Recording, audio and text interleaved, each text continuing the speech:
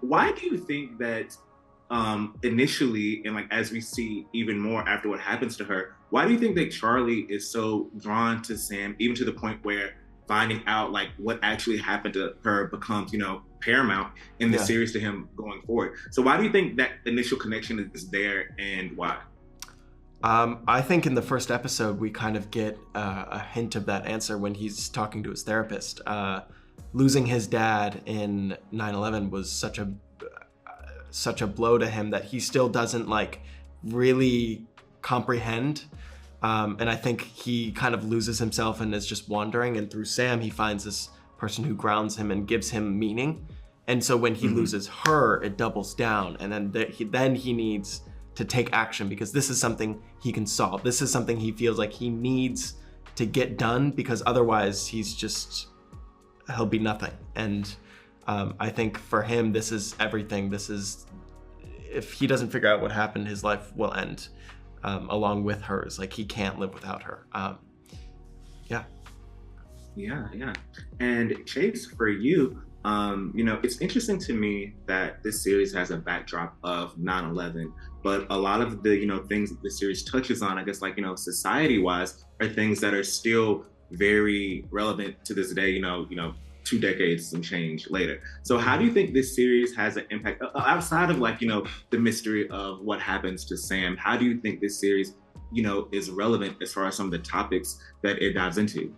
I mean, I think they're also relevant still today. I think, the shell shock of 9/11, I feel like we have a similar sort of very confused political moment too that, kind of forces, people to try to come together and try to figure out what the heck is going on. But I also think, the culture clash of, gentrification and these super wealthy elites kind of feeling this threat of a sort of uprising from, this underbelly of society. I think that'll always be true, like across time. But I think especially now, it's cool to have the perspective and of, what that feeling was like in, a post like 9/11 pre-technology boom era.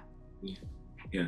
It's also very interesting to me anytime, because we always think of a period piece as being like something that's like, 50s, 60s, 70s, like 1800s, like whatever. When you think about like 2000s and even the 2010s, it's actually like a distinct period of time. When you think about like, certain scenes, you're like, okay, wow, they didn't have smartphones here, so this is why they're using, flip phones or like things like that. So this story would not have been possible if people had Instagram. Like this, it did not. It's like not. So many plot lines are like, okay, well, if they knew certain things, like everything would be solved. Yeah. But, so interested to me to think about that as far as the series. But thank you both so much for your time. I cannot wait for more people to the show. Of course. Thank you so much. Why is it, we kind of see this toward the beginning of this series and we learn more as it goes on.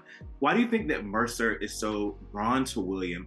And also, like, despite a lot of the obstacles that, come in between them and things that go on, why he is ultimately determined to help him and see it through to the end? Yeah. It's this thing of the opposites attract. And so William, or Mercer, coming from the South, it was this thing of like this very straight-laced, buttoned-up sort of personality of his. He came to New York to be a professor and become the next great author. And so in William, he saw this rebellion, something that he wanted to be more like. He wanted to be more expressive about who he was as a person, as an artist, and just as a human being in general. And in William, he saw the key to that. So he really spoke to a lot of the core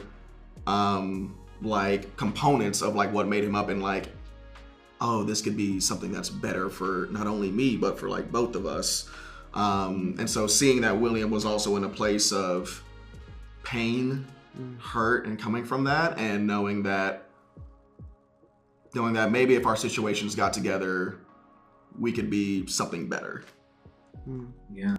I think it's also interesting that even though they have different types of pain and struggle, I feel like they both I wouldn't want to say compliment, but I feel like that's also something kind of it helps them gel as well. So that's pretty cool.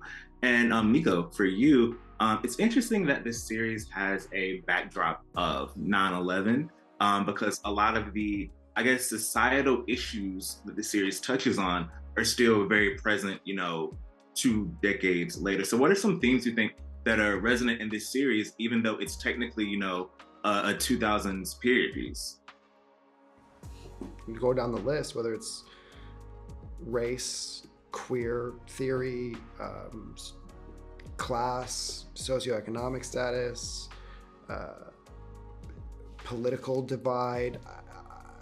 I think what's interesting about the early 2000s is just our access was so much different than it is today. I mean, this is really like pre-internet, pre-social media, pre-everything, right? And our ability to take in information is so much different now, and also our ability to share information. And we're hearing so many different sides of conversations now than anyone was hearing in the early 2000s.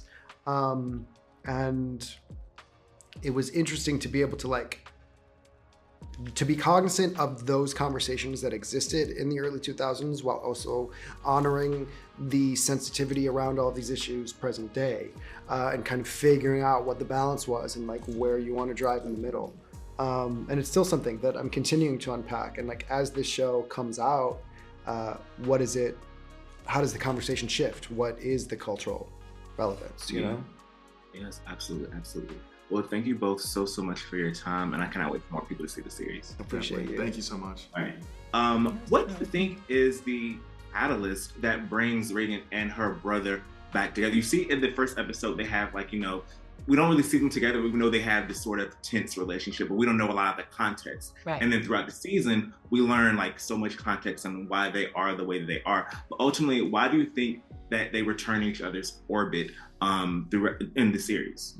Well, I don't know how much you've seen and I don't know how much I'm allowed to reveal, but we know logistically what brings them back together is this,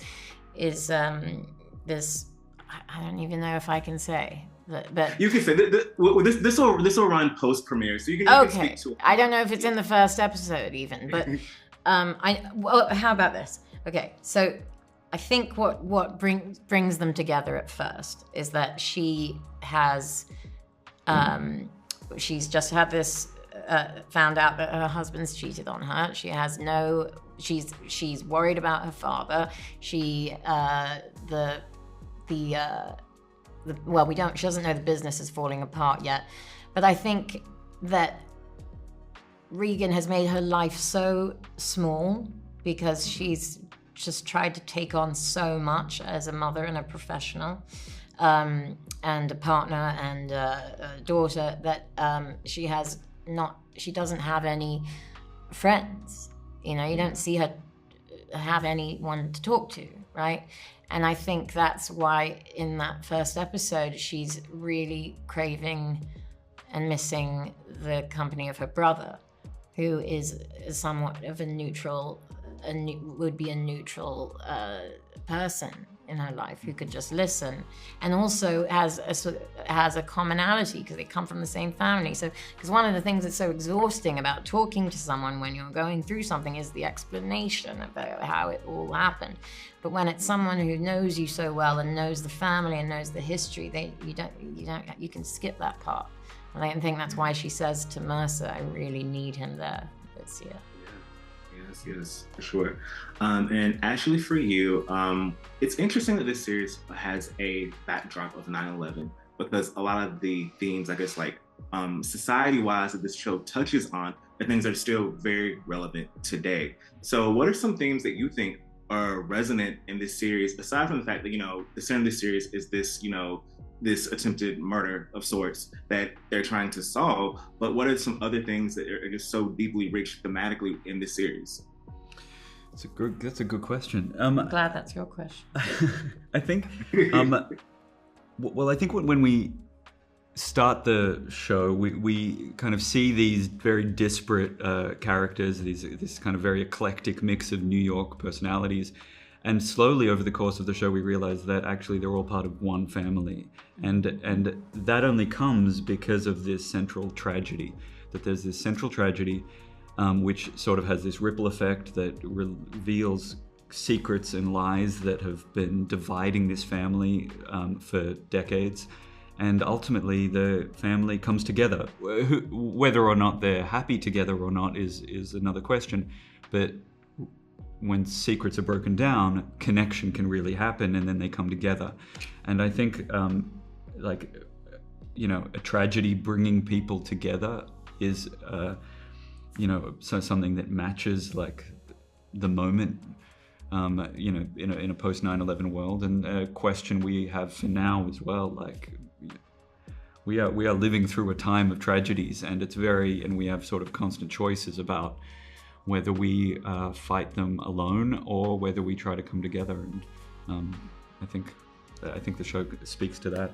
I also think that what's the interesting sort of the polarity between the kids in the show, the kids being the teenagers, and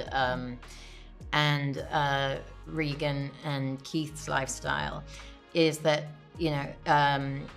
Wyatt's character was directly affected by 9/11, and whereas our storyline wasn't so much, right? Yet. Mm-hmm. I think what happened after 9/11 is I think that the sort of 1%ers saw that they weren't immortal, right? And that tragedy can happen to anyone, anywhere, right? You might be sitting in first class, but everyone's going down in the same plane, right? And so that's sort of something that I think that people who have lots of money and sort of have everything easy, it's a shock to them when they feel that their own mortality and that the existential truth of it, which is that you're not more safe than anyone else necessarily. And so I think there's that stress and that anxiety that they're hanging on to when the show first starts, but they don't have a direct connection to it. There's a few lines throughout the show that will happen that you'll see, but I think that dichotomy is important. That's a good point, and it's sort of like what happens like when tragedy strikes. Who has the instinct to benefit from it? Mm-hmm. And since this moment, like, it's always interesting if you're setting a show in a moment to kind of ask, why is that moment the beginning of the world we live in now? And you could argue that, like, yeah, the 1%ers, the incredibly rich, have become so much richer. The wealth divide since that moment, mm-hmm. and now, like, especially with the tech boom, like, is so pervasive and shocking that more shocking to them probably than a person who's had to deal with struggle in their life. Yeah. They accept that shit happens. Absolutely. Well, thank you both so much for your thoughtful answers, and I cannot wait for more people to watch this series and enjoy the rest of your day. Thanks very much. Thank you.